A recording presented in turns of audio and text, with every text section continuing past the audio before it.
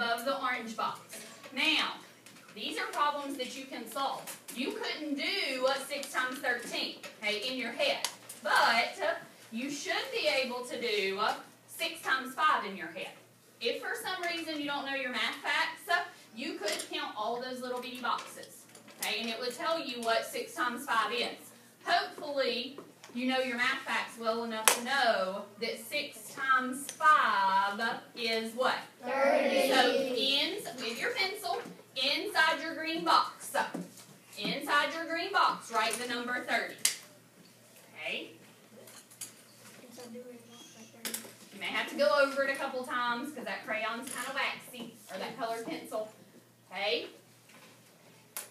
Then, hopefully, okay, without having to count, you know, okay, your other small fact now is 6 groups of 8. That's your orange box. What is 6 times 8? 48. So put 48 in your smaller box, or in your bigger box, excuse me, the orange. Okay? So we broke 13 down into numbers that we can multiply in our head within 3 seconds. Okay? But to get that total answer, we've got to put your green box together with your orange box. We've got to add those products together. Okay? So go right here with your pencil to part B. Okay? Your models are great. Let's go to part B. Right here we solved 6 times 5. So in your book, write with your pencil, 6 times 5 equals 30. Okay? Then we solved 6 times 8 equaled what? 48. Okay? Now we got to put those two together. Okay? So right here we're going to add 30 plus 48.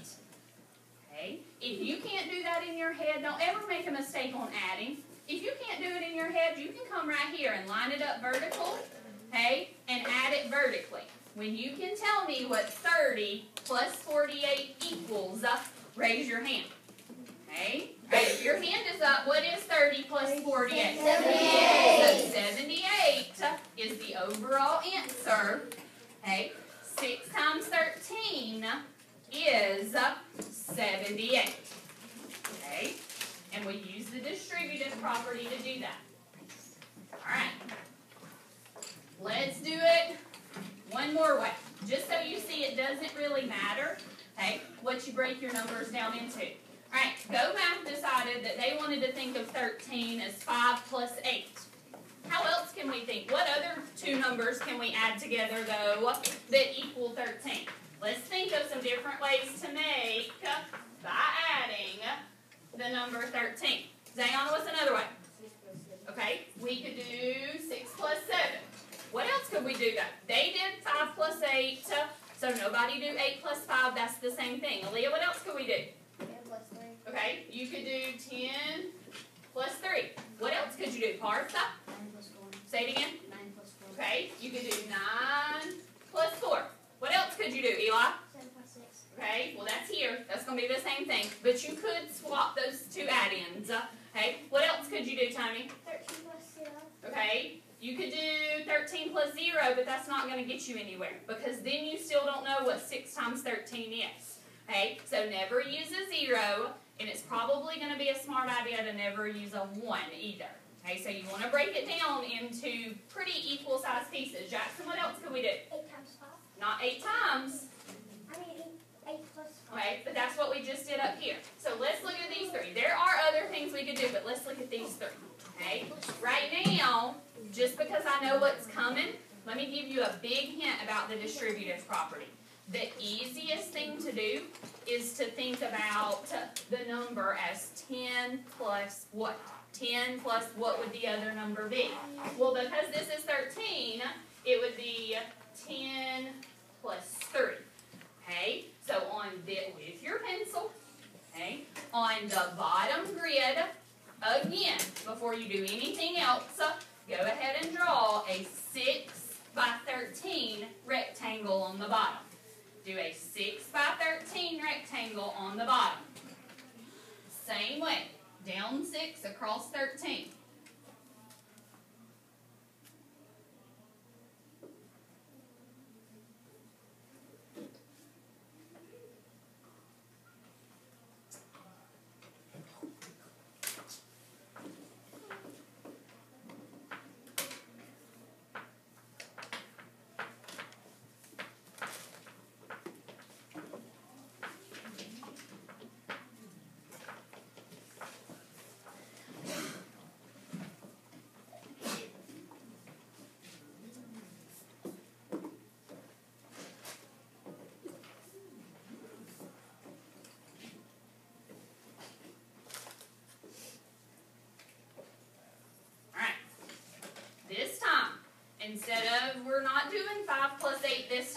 Okay, this time we're going to break 13, okay, and write it right here in this equation into 10 plus 3. Okay, so write that right there. So this time when you draw your line in your model, okay, to separate your rectangles into smaller rectangles, you're going to count 1, 2, 3, 4, 5, 6, 7, 8, 9, 10, and you're going to draw your line right there, okay, instead of at 8 and 5 this time, or 5 and 8. Okay, so let's label it. This is 6, this is 10, this is 3. Okay, now I have numbers that I can multiply. Okay, right now with your, let's swap it this time. With your orange colored pencil, shade in your group of 10. With your orange colored pencil, shade in all the way to your group of 10. Okay, and then when you're done with that, with your green, shade in your 6 groups of 3. So orange first, then green. Shade lightly because you know we're going to have to write inside.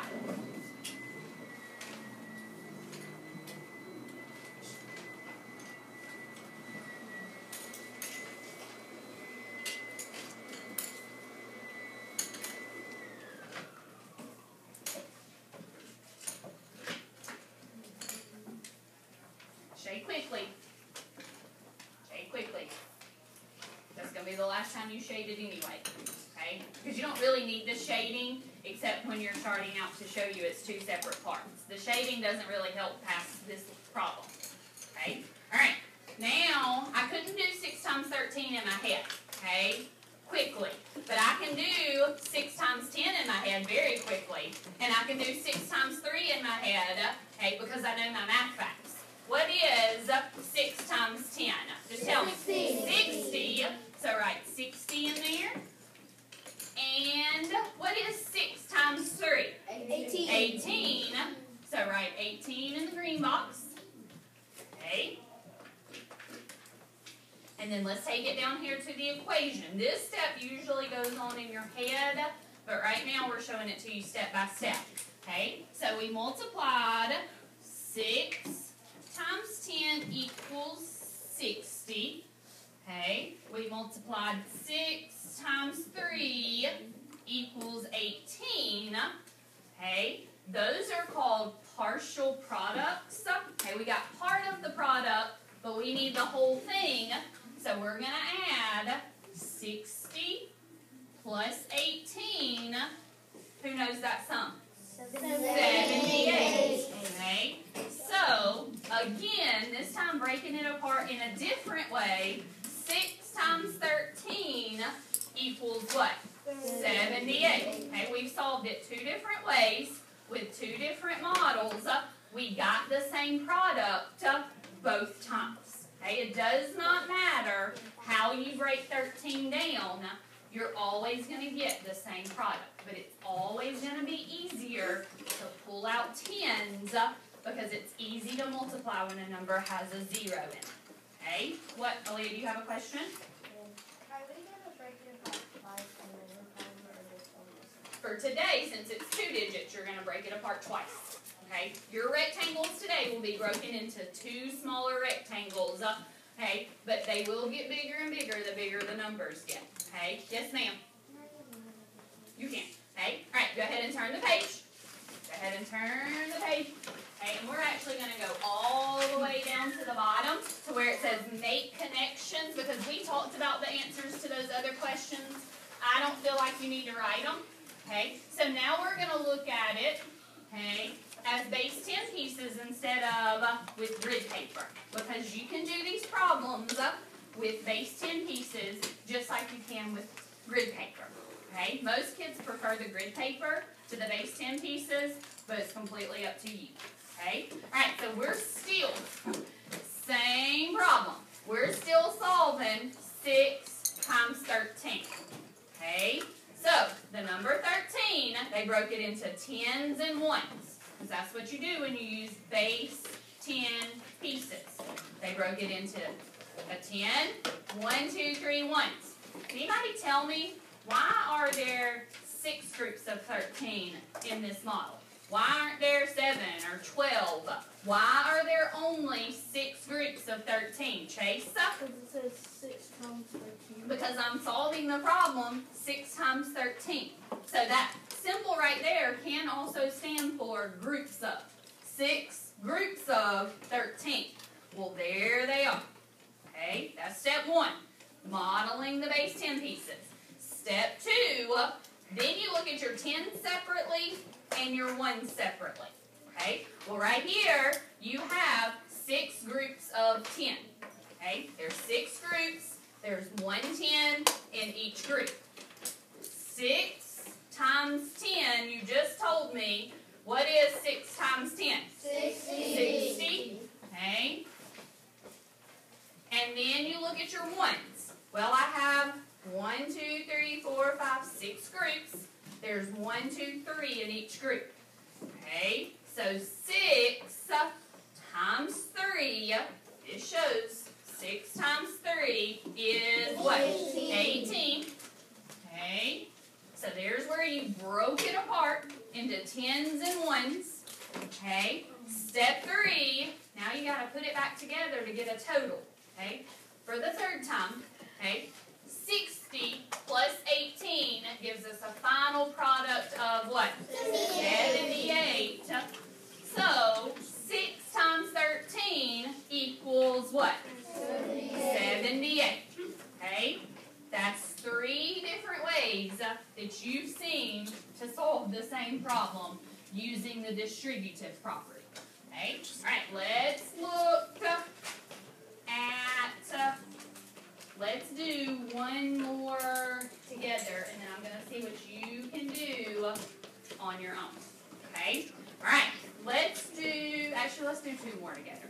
Okay? I know we're going to do number 1, and then we'll decide if we want to do 3 or 4 together in just a minute. Okay? All right, number 1, the directions say, model the product on the grid.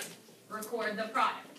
Okay? So we got to model first, and then we'll write the answer right here. Okay? All right, we've got 3 times 13. Who can tell me from what I've told you, what's going to be the easiest way to break down the number 13? And we just did it. We just got a smaller number here. Joshua? 7 plus, no wait, 8 plus 5. Okay, 8 plus 5, that is a way, but that's not going to be the easiest way when you start to multiply. Okay, what's going to be the easiest way to break down 13 when we multiply, Churchill? Make 3 10, 13. Okay, so what plus what gives you 13 based on what you just said? 10 plus 3. 10 plus 3. So right here, every time on today's lesson, before you do anything else, okay, above the big factor, I want you to write how you're breaking it down. So we're going to break 13 into 10 plus 3. Okay? All right, on your grid paper, go ahead and draw a 3 by 13. Because you have to start with the original problem.